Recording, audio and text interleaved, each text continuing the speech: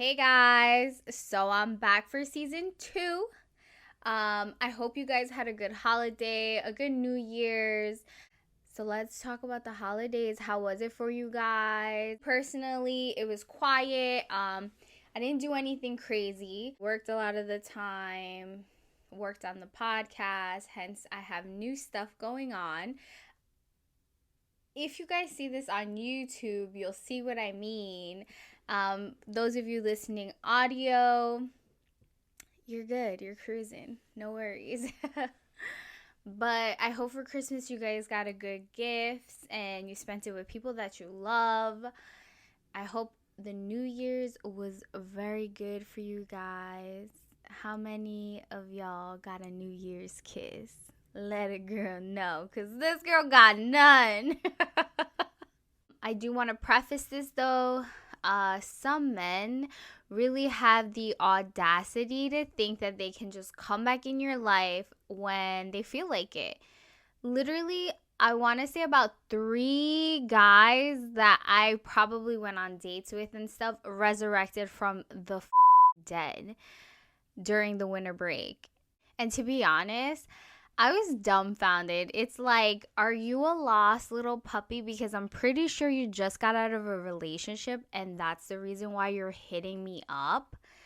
And I hate that shit because it's so obvious sometimes, because how do you go from literally not talking to someone for months or years to out of nowhere, out of the woodworks, you want to go and be like, hey, what's up? How are you? How's everything? Like, no. We know what it is. One day we'll talk about rebounding and how I feel about that. Anyways, I am done talking about the past few weeks or the month that I took a break and how it's been. I miss you guys and getting behind this little mic. I hope everyone is starting off their new year right, like whatever your goals are, whatever your ambitions are. I hope all of you guys achieve that and prosper with it. Guys, honestly, I can't believe it's 2022 already. Like, it's crazy to me because time, I feel like, is flying by. When I took the break initially, I was like, okay, I have time, get my things together, what I need to order, whatever. And then next thing you know, it was January 1st. And I'm like, somebody get me out of this dimension. I'm lost. But I am also excited for this season because I have some new topics for you guys, and I'm working on getting some guests for you guys as well. Hopefully you guys enjoy it. I'm working on trying to upload some of these like episodes onto YouTube and stuff like that, so you guys can see my face, how I react when I talk to you guys. But as always, it will always be like relationships, societal stuff. I do want to incorporate some travel things this season, just because I'm like a big travel junkie and I love to travel, and maybe just talk about places I've been, things I've done when I've been out there, and maybe it could just influence you guys to go out and book a trip and go somewhere, because honestly, at the end of the day, you have one life to live, and if you haven't seen what you wanted to see, pack your bags and go. Because it's absolutely necessary. It's one thing that I would always tell anyone, even at the office. Like, you want to go? Book it. Doesn't matter. You're not going to be here for 2 weeks? Who cares? Just go. We're going to get right into season 2, episode 16. We're getting into being dickmatized and badgertized. Okay. Now, does this exist? It absolutely does. There's not really like a lot of shit to say about this, but I'm going to be straight to the point when it comes to this topic though.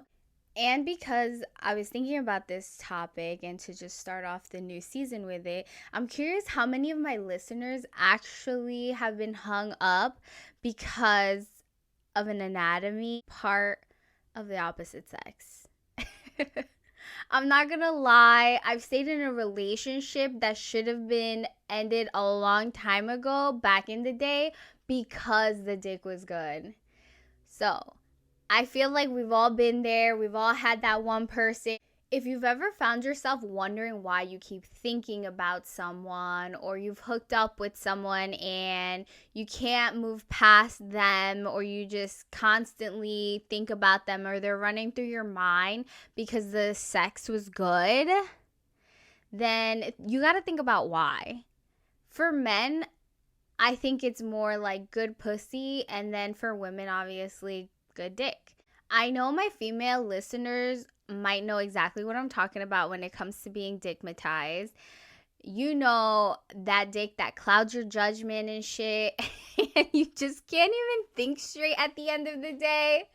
Your decision making skills out the window. So for you guys who haven't heard of the term, it's basically bad for us women because we can't think straight and decisions are made because of the anatomy attached to the man. And this goes for men too. So the anatomy that's attached to the women as well. So we're going to do ladies first. We as women get caught up in such a thing so easily when it comes to sex. And essentially, when it comes to being dickmatized, we lose our sense of reasoning, as I like to say. We as women will make some weird ass decisions, be irrational, especially under the influence of some good dick. I'm not gonna lie. She'll think that she's catching feelings, but in reality, it's just her being caught up on the amazing dick she had that night or the week before or whatever. So I do want to say that both men and women release oxytocin. And what oxytocin does is it promotes this feeling of being more bonded to someone, sometimes the extent of making us conformist at the end of the day. And because it produces these hormones to make us feel bonded and become conformist, it lets us accept certain behaviors and be okay with that as well. The funny thing is women actually release more oxytocin after sex than men do. So while we're sitting here staring at our phones, wondering why he's not texting back after the night you guys had, he's probably out wondering where is his pizza that he ordered 30 minutes ago, because he's not on the same level as we are when it comes to these kind of things. Oxytocin creates this attachment sense that we feel after sex to someone who we don't even really know. That's why we have this feeling of wanting to be attached to this person or wanting to hear from them the next day or whatever it is. It's one of those hormones that make it feel like if you were drinking all night, someone ends up appearing more attractive than you actually thought the night you handed your phone number over. Honestly, that's how I see it, at least. Like, it would be relevant to that. So we're going to get into some signs of being dickmatized because, like anything else, there's always signs that lead you to some sort of direction of where you're going with this. And sometimes a girl could be confused, so let me help you out. So the first thing we're going to get into is that you will literally convince yourself that this man could be your dream guy, and most likely he's not. I'll tell you that right now. He probably doesn't even have any of the qualities that you like besides his dick and good sex. And that's just being straight up with you guys, because sometimes we sit there and wonder what if, and in reality, there is no what if. There's nothing, honestly.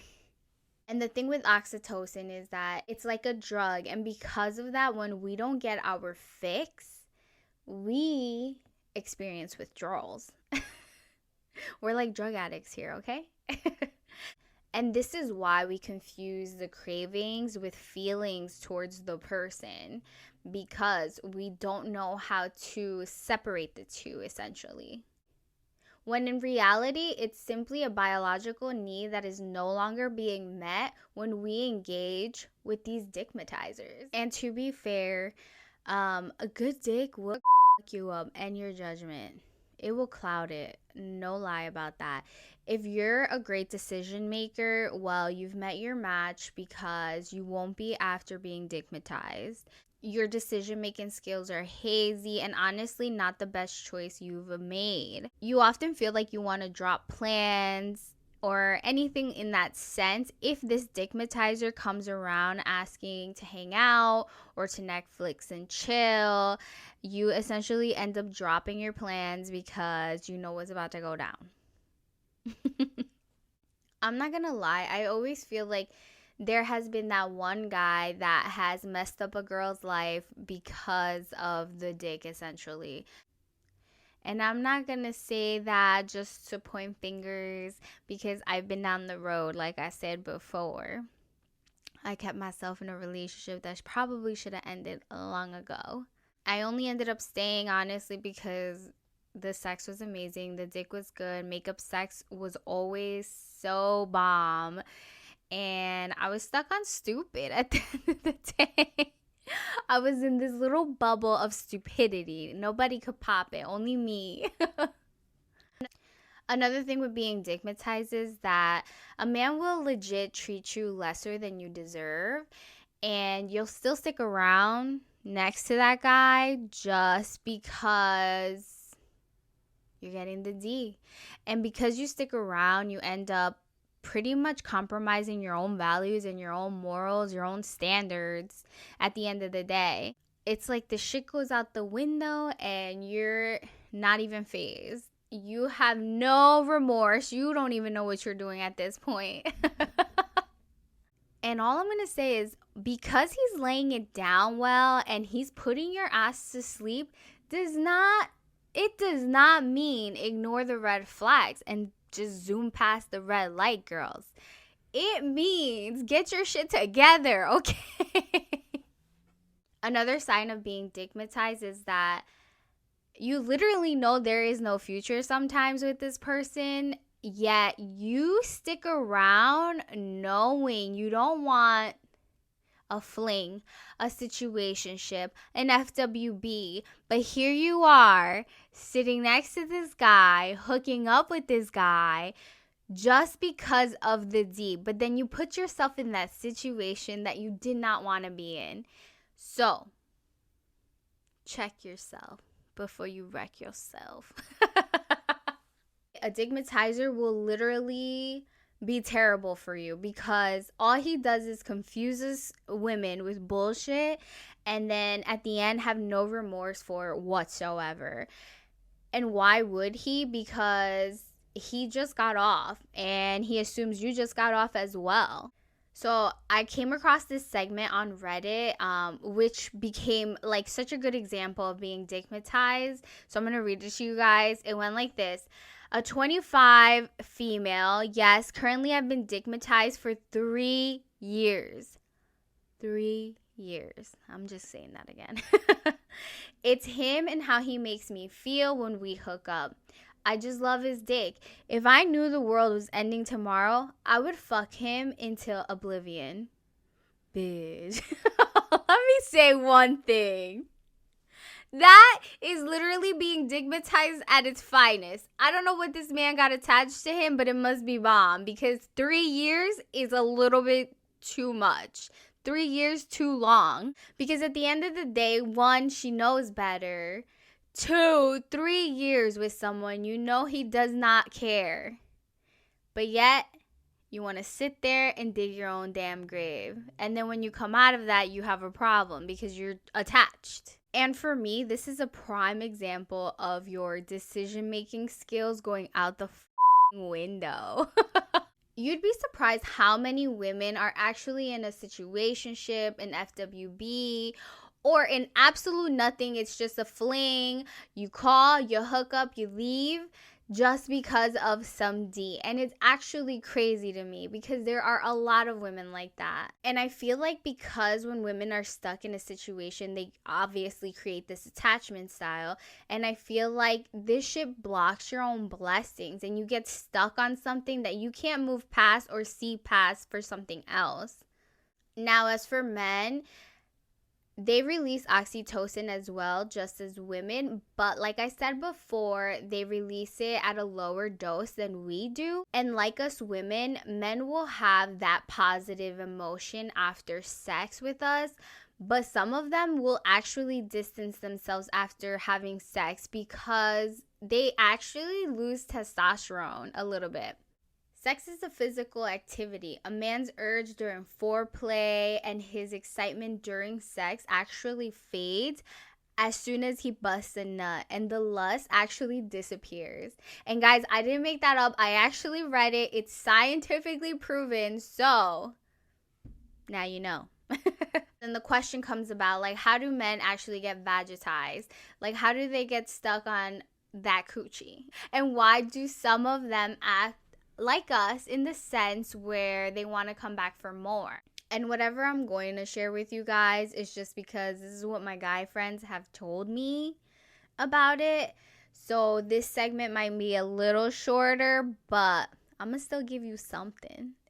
So guys, I feel like you might understand this concept of being vagitized because obviously it means you had good pussy. Shit, I've known some men who've gotten fucked into an unexpected relationship because of good pussy. So it's a thing.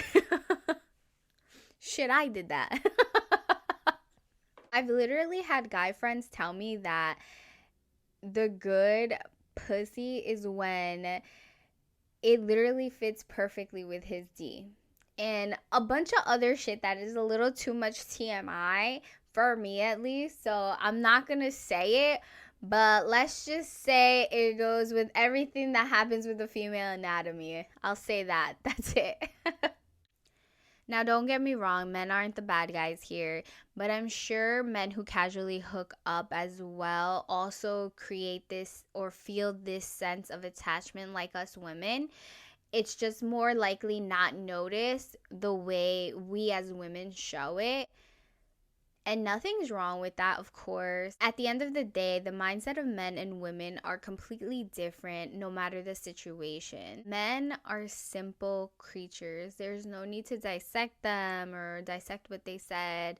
I always say that whatever they're telling you is very straightforward. That's what it is. Take the information at hand for what it is.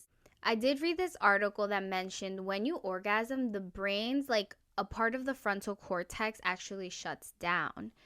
And because orgasming is so overwhelming and so pleasurable that the brain actually looks identical, well, almost identical to a brain on heroin. How fucking crazy is that? No wonder sometimes when you're dickmatized or vagitized, you want to come back for more. Because you get this euphoric high and feeling, and that's why you always come back. I guess if you've had good D, good pussy, you can say you're cracked out if you're vagitized or digmatized. I'm kidding, but low-key I'm not. We really shouldn't be so naive to think that we can casually involve ourselves with someone on the regular and have absolutely no emotional consequences that come after it. Because you know damn well sex will make you feel like that regardless, because you will create some kind of attachment even though you might want to say you don't. So my final word for real this time, guys, is you do you, or let them do you, but be safe about it, obviously. I'm kidding. Don't fall into any traps, guys. Just be wise. Be very wise, okay? On that note, guys, I'm so excited to be back and with some new things in store for you guys. And like always, thank you guys for listening so much. I truly appreciate it, and I'll see you guys on the next one.